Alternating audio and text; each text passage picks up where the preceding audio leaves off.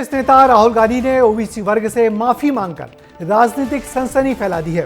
राहुल गांधी को इस तरह अचानक क्यों ओबीसी वोटरों की ताकत का पता चला? दिल्ली में हुए भागीदारी न्याय सम्मेलन में राहुल ने ओबीसी नेताओं के सामने बहुत कुछ खुलकर कहा।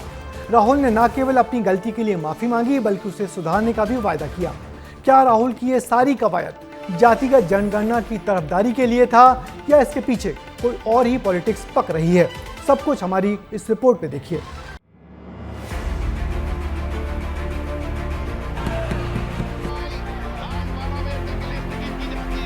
कितने ओबीसी हैं? कांग्रेस के जितने एमपी हैं उससे ज्यादा तो हमारे ओबीसी एमपी हैं, ये भी हमको ध्यान रखना चाहिए। लेकिन मैं हैरान हूं, उनको इतना सबसे बड़ा ओबीसी नजर नहीं आता है। एक चीज में मेरी कमी रही थी, क्या थी? जो ओबीसी वर्ग है उसका जिस प्रकार से मुझे प्रोटेक्शन करना था मैंने नहीं किया।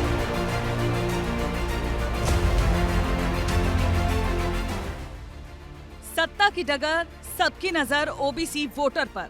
भारत की सियासत में ओबीसी यानी अन्य पिछड़ा वर्ग वो ताकत है जो किसी भी पार्टी को सत्ता का ताज पहना सकता है। कांग्रेस लीडर राहुल गांधी ने ओबीसी वोटर को लुभाने की नई पारी शुरू की है। इमोशनल कार्ड कहें या भारी अफसोस, जो राहुल गांधी ओबीसी वोटर को देर से समझने की भूल स्वीकार कर चुके हैं। कांग्रेस की रणनीति देखें। बेंगलुरु में नेशनल एडवाइजरी काउंसिल की पहली बैठक हुई जिसमें 40 से ज्यादा ओबीसी नेताओं ने हिस्सा लिया। वहीं दिल्ली में देश भर के ओबीसी नेताओं का जमावड़ा लगा जिसमें राहुल गांधी मुख्य वक्ता थे। कांग्रेस का फोकस ओबीसी समुदाय को एकजुट करने, जातिगत जनगणना, 50% आरक्षण सीमा को तोड़ना और निजी क्षेत्र में आरक्षण जैसे मुद्दे को उठाने पर है। वहीं मध्य प्रदेश, जहां ओबीसी आबादी करीब 48% है, इस वक्त सियासत का अखाड़ा बना हुआ है। यहाँ ओबीसी आरक्षण का मुद्दा बेहद गर्म है। कांग्रेस और बीजेपी दोनों इस वोट बैंक को अपनी तरफ करने की जद्दोजहद में हैं। हर पल कोशिश करते रहे कि कैसे रुके ओबीसी का आरक्षण। उनके हितों के, अधिकारों के खिलाफ कोई पाप कर रहा है तो वो ये भारतीय जनता पार्टी है।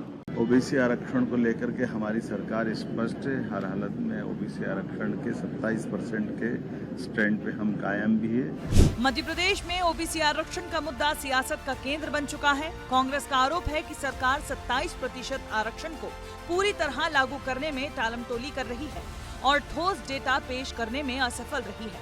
5 अगस्त को इसी मुद्दे पर सुप्रीम कोर्ट में सुनवाई होनी है, जिसके बाद इस मुद्दे पर और स्पष्टता आई।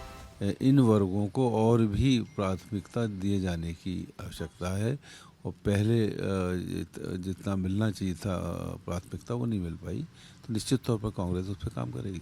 ओबीसी वर्ग को कांग्रेस ने सिर्फ और सिर्फ एक वोट बैंक के रूप में उपयोग किया। सवाल उठता है कि आखिर क्यों देश की राजनीति ओबीसी के इर्द गिर्द घूमने लगी है? तो दरअसल देश की 50 से 60% आबादी ओबीसी है। यूपी में मुलायम सिंह, अखिलेश यादव, बिहार में नीतीश कुमार, तेजस्वी यादव, मध्य प्रदेश में उमा भारती, शिवराज सिंह चौहान, सीएम डॉक्टर मोहन यादव जैसे ओबीसी चेहरों ने सत्ता की दिशा बदली है। बीजेपी और कांग्रेस दोनों जानते हैं कि ओबीसी वोटर का समर्थन सत्ता की सीढ़ी चढ़ने की गारंटी है। कांग्रेस ओबीसी को 27% आरक्षण का लॉलीपॉप दे रही है। वहीं बीजेपी ओबीसी नेताओं की लंबी फहरिस्त के दम पर आगे बढ़ती जा रही है। लेकिन ओबीसी वोटर का भरोसा जीतने के लिए सिर्फ वादे या चेहरों से काम नहीं चलने वाला है। जनता समझदार है, उसे जुमलेबाजी से ज्यादा जमीनी काम साफ दिखाई पड़ता है। ब्यूरो रिपोर्ट, विस्तार न्यूज। और ओबीसी पॉलिटिक्स पर बात करने के लिए हमारे साथ आज स्टूडियो में है वरिष्ठ पत्रकार राजेश पारिक जी।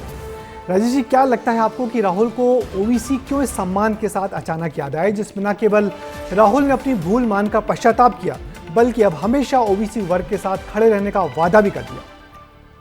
देखिए, राहुल गांधी ने सच्चाई को समझा लेकिन थोड़ा सा देर कर दी। देर इसलिए कि मैं 1996 के साल को कांग्रेस के नज़रिए से संक्रमण काल समझता हूं, क्योंकि तब से भारत में क्षेत्रीय पार्टियों की शुरुआत हुई और अस्थिर राजनीति की शुरुआत हुई। तो जो नए प्रादेशिक दल बने उन्होंने कांग्रेस से ओबीसी का जो वोट है वो लिया, लेकिन राहुल गांधी और जो बाद में नया नेतृत्व उभरा वो शायद इस अंदर की बात को समझ नहीं पाए। और आप इसीलिए देखते हैं कि 2004 तक कांग्रेस और भारतीय जनता पार्टी के बीच में ओबीसी वोटों का फर्क बहुत ज्यादा नहीं है। 2009 तक ये रहा।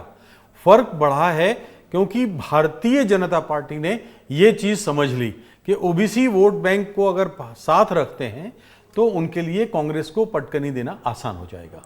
तो कैसे बीजेपी ने अपने आप को ट्रांसफॉर्म किया कि ये ब्राह्मण बनियों की जो पार्टी थी वो अचानक एक ओबीसी वर्ग की बड़ी पार्टी बन गई है, लगातार वोट परसेंटेज अपना बढ़ा रही है और कांग्रेस का वोट परसेंट लगातार कम होता जा रहा है। देखिए, ये तो हम लगातार देख रहे हैं कि 2014 के बाद भारतीय जनता पार्टी में एक नए नेतृत्व का उदय हुआ है जो अटल बिहारी वाजपेयी और आडवाणी युग का नेतृत्व नहीं है। बिल्कुल। तो जब ये हुआ है तो उन्होंने ये देखा कि कांग्रेस से वो कहाँ मात खाते हैं।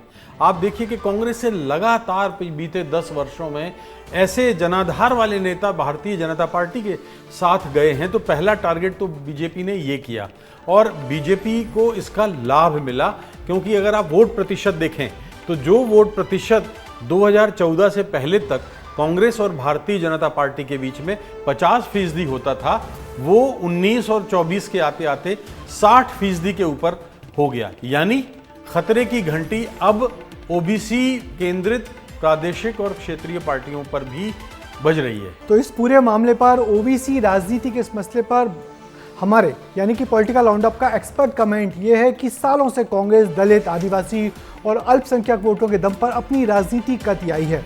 उधर बीजेपी ने देश का सबसे बड़ा वोटर यानी कि ओबीसी वर्ग को अच्छे से साध लिया है। ओबीसी नेताओं को राज्यों का नेतृत्व सौंपकर बीजेपी ने लगातार सोशल इंजीनियरिंग की है, जिसका फायदा बीजेपी को हर चुनाव में मिल रहा है। अब कांग्रेस ओबीसी वोटों को अपने पाले में करने की जो कोशिश कर रही है उसका उसे कितना फायदा मिलेगा देखना होगा।